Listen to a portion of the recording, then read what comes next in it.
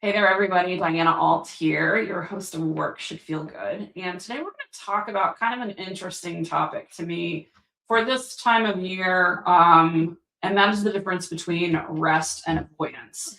I came up with this because as I record this, it is the 16th of December, 2025. I have 3.5 more days in the office before I am shutting down all of my client work until the new year so that I can get some preparation for 2026 happening, as well as some rest and some time with family and things like that. And as a result of this break, I have more client appointments this week than I have almost any other week in the last several months because everybody's trying to get in before the end of the year. And what I'm hearing from everybody, alongside whatever they're excited about in their job search or their career development or whatever, is that they are tired and they want to make sure that they rest some over the next couple of weeks. Most of the people are taking anywhere between from a few days to a couple of weeks off of work. And even those that aren't doing that are expecting things to be slower at the office because so many other people won't be there. Um, it's completely valid that people need rest, but a thing that I have observed over time, both in myself, in clients, and in just other people in my life, is that we sometimes confuse rest and avoidance. And I think it's fine to rest some. We need to build that into our lives. I think a little bit of avoidance actually sometimes is warranted too. This is not a judgment on a decision that people might make that it's okay to avoid some things. But what I want people to do is understand the difference between those two things so you can note what is happening in yourself and use that information for later efforts. So, first, let's talk about what rest is. Rest is the thing that you do that gives you capacity back. It restores your capacity. Hell, the word rest is in the name restored, right? The way I think of rest is that it is intentional, it is chosen, and that it leaves you feeling more like you have resources and capacity, even if it's just subtle. If you decide ahead of time what you're going to be doing to rest and when you're going to do it, you're probably actually resting. If you feel clearer and calmer and more grounded after you do whatever it is that you do for your rest activity, you're also actually engaging in rest. And the other thing is, if you get through whatever you're doing to rest and you don't feel an urgent need to immediately escape, you're probably nailing rest. Unfortunately, a lot of people are not doing those things and getting those things out of rest. They're doing instead what I think of as avoidance, which is typically reactive. It's involves default type activities, which are different for everyone, and it's usually driven by a desire to avoid discomfort. Like avoidance is about delaying discomfort, whether it's uncomfortable feelings, uncomfortable conversations, an activity that you don't want to do. When you are engaging in avoidance activities of the type I usually see from people that think they are resting, they end up mostly trying to avoid uncomfortable feelings or conversations. And they're trying to numb themselves. People do avoidance in a few different ways, but usually what happens is you slide into it without choosing it. It's like your day is going on, you went to work, you came home, you ate dinner, and then you don't really know what happened with the rest of your evening because you just kind of slid into a pattern. Oftentimes you feel foggier or heavier whenever you are done with your avoidance activity or period. And oftentimes you feel kind of a little bit guilty about having done it. I see this show up with people when they are very stressed with a job that's burning them out. They come home, they eat their dinner, and then they kind of numb out, staring at a wall, staring at the television, and they're in the room with their friends or family members, but they're not really present with them. So they'll go to bed at night, not even understanding how they spent their evening, and their kids feel like they didn't really get to see mom or dad. That's how I see that sometimes show up. And then the person may be kept awake at night because they feel guilty for not making the most of the time with their family. So another hallmark of avoidance is that when you think about stopping doing whatever that thing is that is your avoidance activity, you end up feeling kind of uncomfortable or panicky about it because that's been your crutch to avoid those weird feelings or those weird conversations or situations.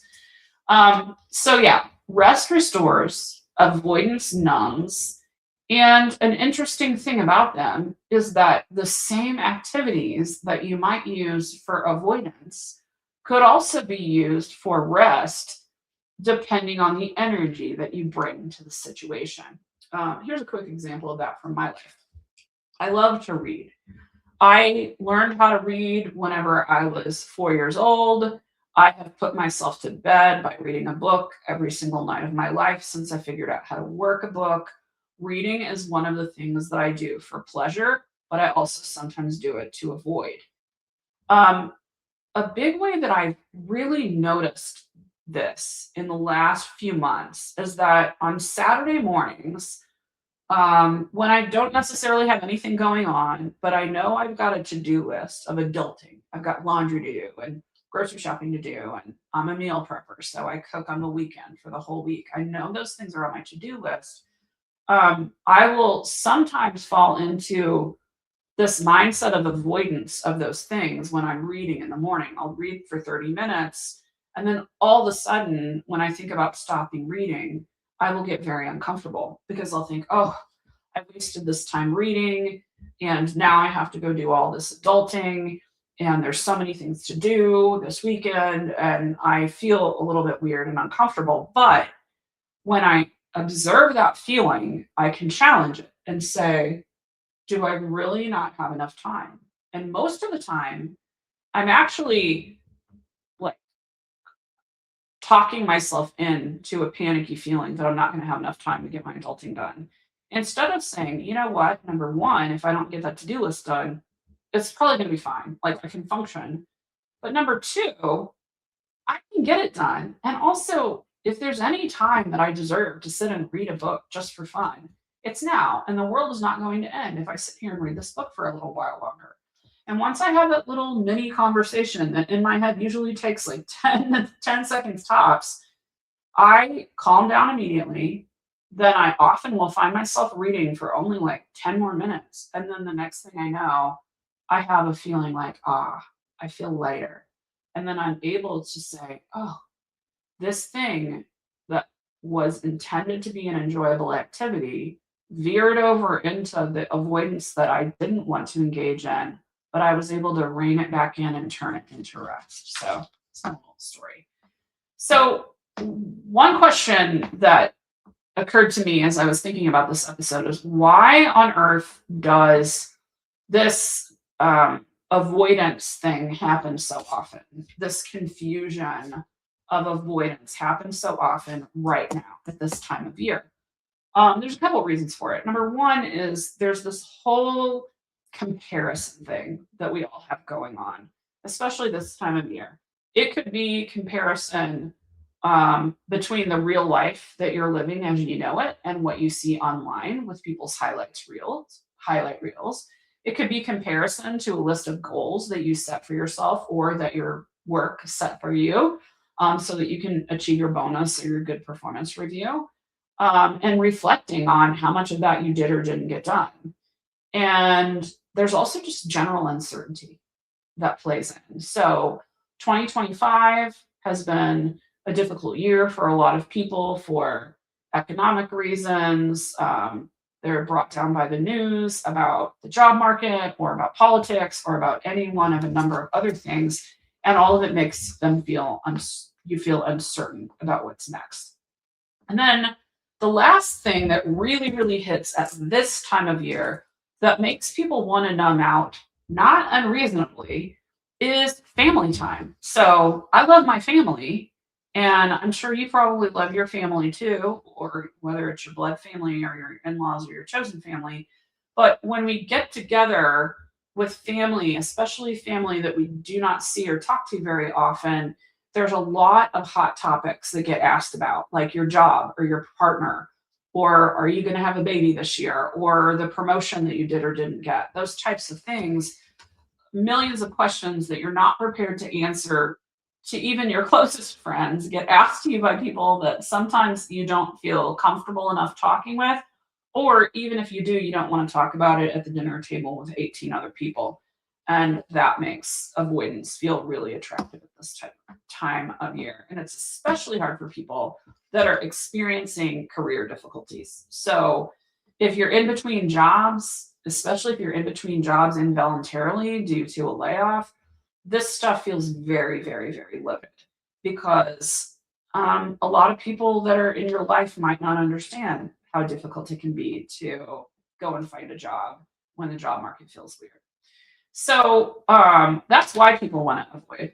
Uh, and I'd say it's not a character flaw, it's a nervous system response, and it can be entirely reasonable.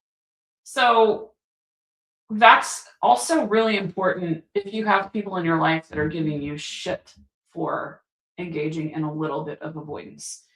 There's an entire industry devoted to helping us avoid things, and it's called the entertainment industry. And I love movies and musicals and music and all the kinds of things. I love sports. So I'm a big person that likes to watch those things, attend those things, participate in those things.